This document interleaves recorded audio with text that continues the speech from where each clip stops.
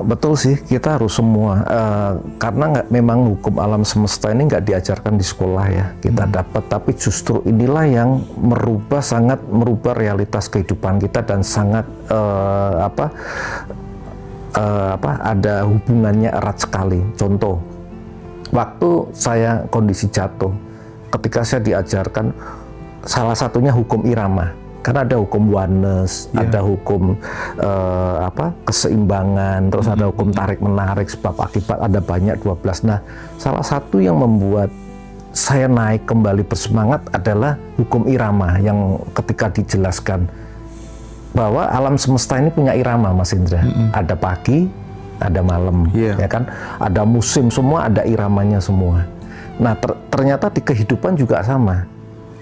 Orang sakit juga ada iramanya. Waktu di ICU, ketika ada yang biasa orang kan ada naik turun, begitu nggak ada iramanya orang itu kan berhenti kan. Begitu berhenti meninggal kan. Nah, sama irama semua naik turun aja.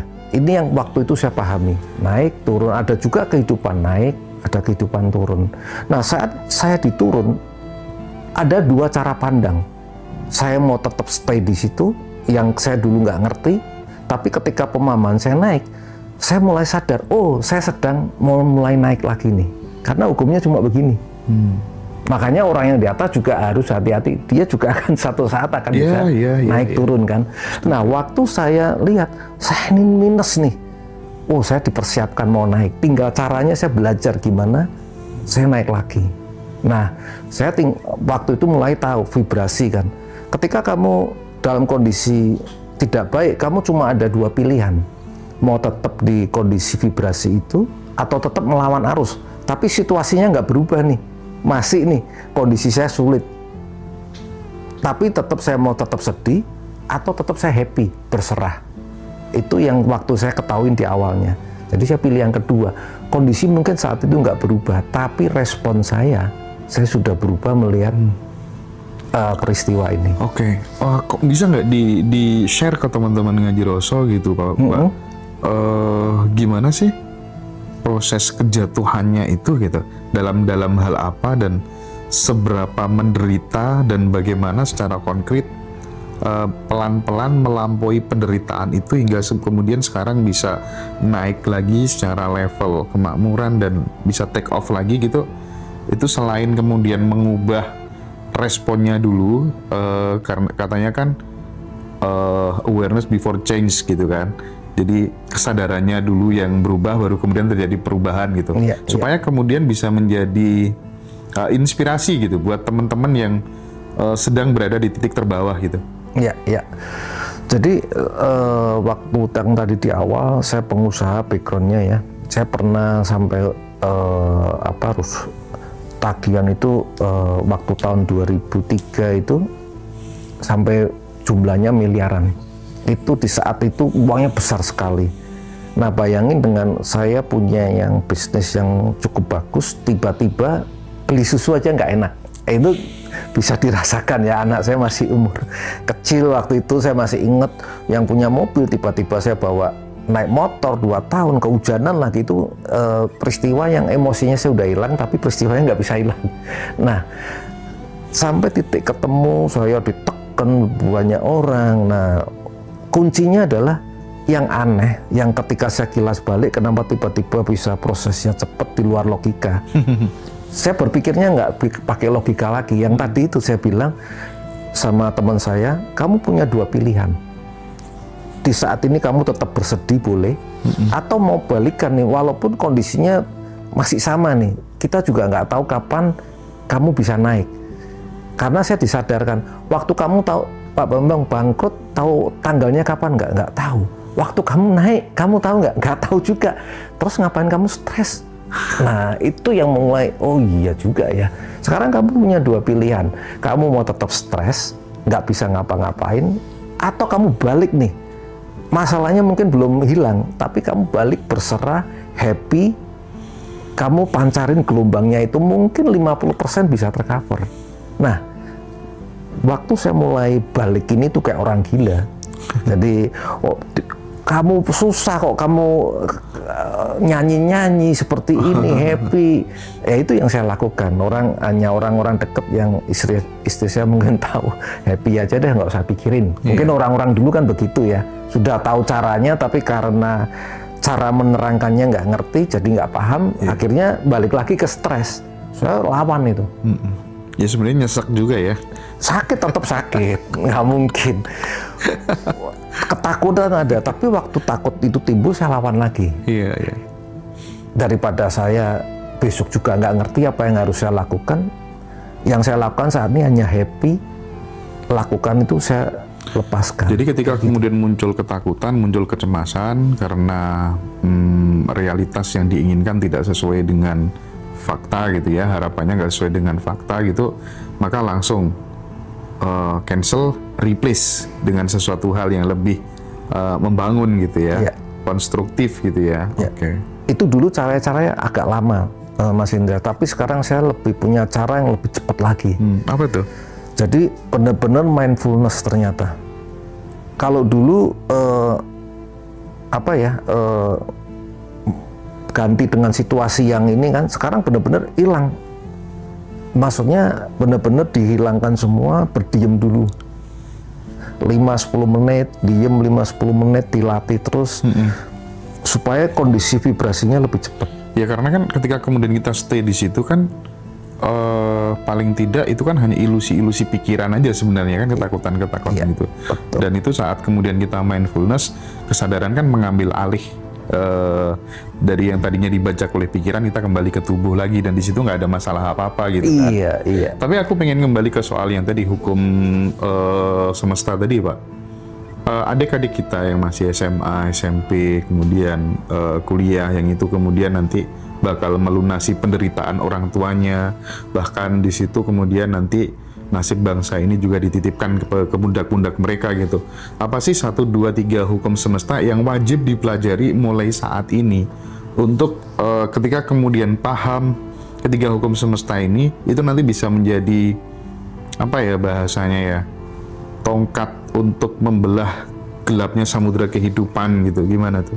Oke, kalau lagi pemula, yang saya tekankan adalah ada cuma 2 hukum sebab akibat. Itu yang diterangkan bahwa kalau kamu buat gini pasti ada ini. Itu yang direspon untuk anak-anak dulu. Yang ketiga adalah hukum tarik menarik. Menurut saya itu dulu secara mendasar, bahwa prinsipnya kalau mereka udah tahu tentang hukum tarik menarik, makanya mungkin dari tindakan, ucapan dia akan lebih berhati-hati ketika mengucapkannya buruk, karena bawah sadar ini nggak ngerti realita atau enggak yang berkali. Kalau ketika meyakini yang buruk-buruk, dia akan menarik yang buruk-buruk. Mungkin dikemasnya dengan cerita dulu, karena kan pemahaman untuk anak-anak kan harus berproses, nggak bisa langsung berat. Dari cerita orang tua nih, sebab akibat nih, kalau kamu begini besok jadinya begini. Seperti itu. Sehingga akhirnya dia akan berpikir, ketika kemudian aku melakukan tindakan seperti ini, hasilnya akan begini. Ketika aku melakukan tindakan yang nggak dilakukan oleh banyak orang, kelak aku juga akan mendapatkan sesuatu yang nggak didapatkan banyak orang gitu ya. Contoh, kalau saya menjalin teman-teman sekolah, hasilnya besoknya kan seperti itu. Kalau saya mencontek nih, ketahuan guru, dihukum sebab akibat kan. Jadi diajarkan seperti itu yang lebih mudah dulu. Nah, ketika mulai paham, barulah mulai ditingkatkan. Yang hukum tarik menarik itu artinya kan memang itu akan menstimulus anak-anak generasi muda untuk berani punya mimpi gitu. Oh, misalnya melihat rumah yang bagus, kendaraan yang bagus gitu ya. Oh, terima kasih Tuhan telah menunjukkan masa depanku. Nah, hal-hal seperti ini kan sepele, tapi itu akan mengencourage generasi muda kita untuk berani hidup, punya ambisi, punya imajinasi gitu, ya kan? Jika kemudian ambisi, imajinasi, apalagi ketemu yang namanya hoki, disitulah. Iya. Nah, kembali lagi, sebetulnya anak-anak itu udah bagus. Dulu kalau ditanya cita-citanya apa, jadi pilot, jadi begini kan udah bagus kan. Tapi kenapa makin bertambah usia, makin kelas, cita-citanya nggak berani lagi. Iya. Nah, itu karena program lingkungan yang dia kemudian diprogram lagi. Padahal udah bagus nih, saya mau jadi dokter. Tapi ketika ayahnya, lingkungannya pas tidak kebetulan baik ya, dia bilang udahlah jangan cita-citanya seperti itu, ayah ini kan sebetulnya enggak, udah yang penting biasa-biasa. Nah, kata-kata figur otoritas itu ketika biasanya kan lebih gampang kan dipercaya, orang masuk, itu yang membuat sebuah program. Iya, tapi pelan-pelan anak-anak yang ya usia 5 tahun, 6 tahun tuh banyak juga Pak Bambang yang ditanya sekarang pengen jadi apa? Jadi Raffi Ahmad, jadi Aura Kasih gitu kan. Udah bergeser. Nah, menurut saya ke orang tuanya dulu lebih penting kesadarannya kalau apalagi punya anak. Karena itu golden age itu harus benar-benar orang tua itu membuat anak itu bagus. Makanya saya putuskan semua ketika saya tahu itu, waktu saya anak kecil tahu, saya mulai programnya ulang semua untuk anak-anak saya. Oke, terakhir Pak, realitas apa yang membuat kemudian Pak Bambang begitu yakin dengan metode seminar dan terapi itu bisa mengubah jalan hidupnya teman-teman semuanya?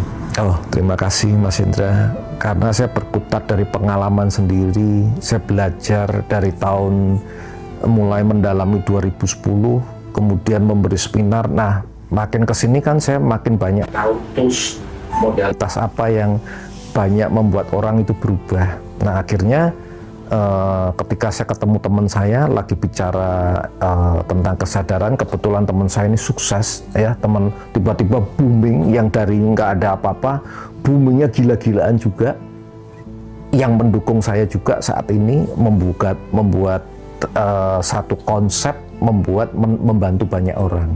Nah, apa yang saya lakukan ini sebetulnya ya ini kalau dilakukan benar-benar pasti akan terbantu dalam kehidupannya. Nah, ini yang banyak dari testimoni ini, dari kita kan udah ada seminar udah banyak, tapi yang dengan konsep baru ini kita baru 9 kali. Ternyata perubahannya cukup bagus. Oke. Jadi itu obrolan kita dengan Pak Bambang, membuka cakrawala berpikir kita bahwa ternyata manifestasi itu tidak sesimpel mengulang kalimat-kalimat indah gitu ya. Banyak variabel-variabel yang lain, termasuk bagaimana kemudian kondisi tubuh kita, energi kita, cakra kita, dan lain sebagainya dan seterusnya. Dan menariknya dengan apa yang dilakukan oleh Pak Bambang ini, beliau punya alat-alat gitu yang nggak semuanya orang punya. Dan apabila nanti teman-teman ada yang butuh untuk bergabung dengan seminar Pak Bambang, terapi di Pak Bambang, silakan nanti bisa kontak kita ya. Pak Bambang, terima kasih banyak sudah meluangkan waktu di Ngaji Roso. Sehat dan sukses selamat ya Pak Bambang. Terima kasih Pak Indra, terima kasih semuanya.